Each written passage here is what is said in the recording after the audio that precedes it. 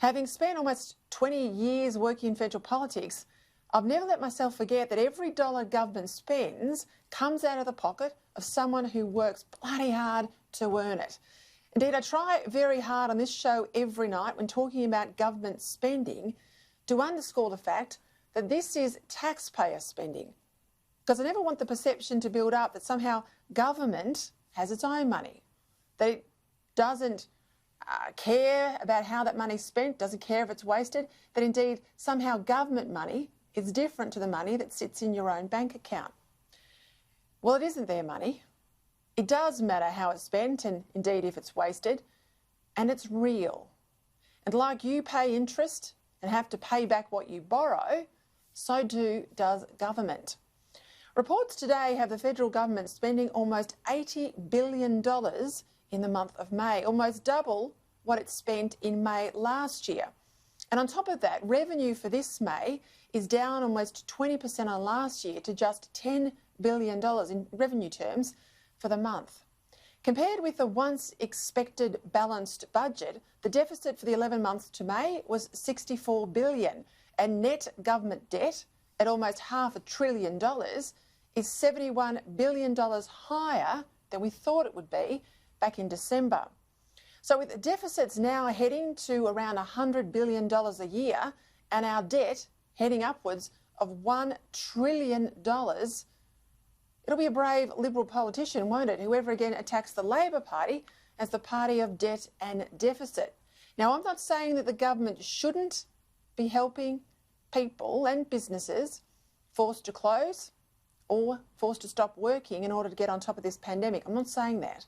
Of course, government, if it shuts you down, should have to pay you. But at some point, economic responsibility must be restored, and the pretence that there's free money out of Canberra or indeed anywhere else just has to stop. Now, I accept some sectors like aviation will warrant ongoing government support or some level of it. But why should federal taxpayers be on the hook for JobKeeper for all Victorian businesses past September just because Dan Andrews put untrained bouncers in charge of hotel quarantine?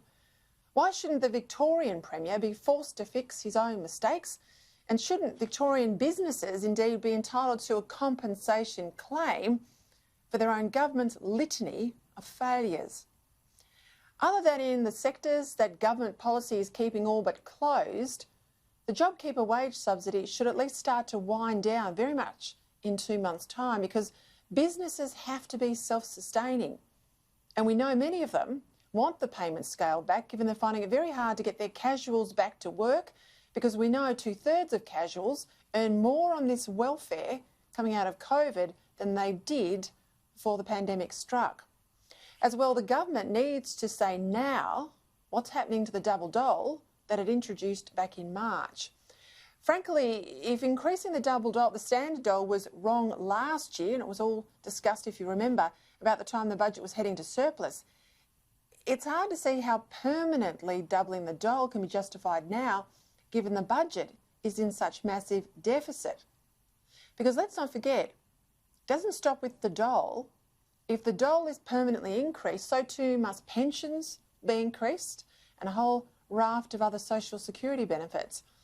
One thing that must really happen as a matter of great urgency in this area, though, is restoring the obligation that everyone on unemployment benefits has to seriously look for work. Better still, bring back work for the dole for all the longer-term unemployed people, because one of the worst aspects of this current crisis has been this growing sense of something for nothing.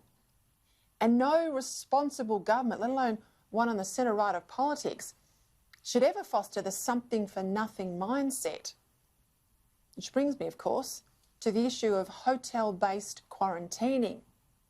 Now, we all know why we have it, because people didn't do what they were asked to do when they got back into Australia, and that was to stay at home and self-isolate. We know why we've got forced hotel quarantining. But Victoria aside, in every other state where police and military have been used, hotel quarantining has worked and it's kept the disease at bay. But some of the numbers released today are staggering. Did you know that last month, the month of June, 65,000 travellers returned to Australia? Now, at the cost, we're told, of around $5,000 per person for their 2 weeks of quarantine, that's over $300 million of your money for the month of June alone. Given anyone wanting to come back to Australia should be here already, I mean, they've had months and months and months to get organised, haven't they? I have to say, going forward, isn't it time that people now pay for their quarantine themselves?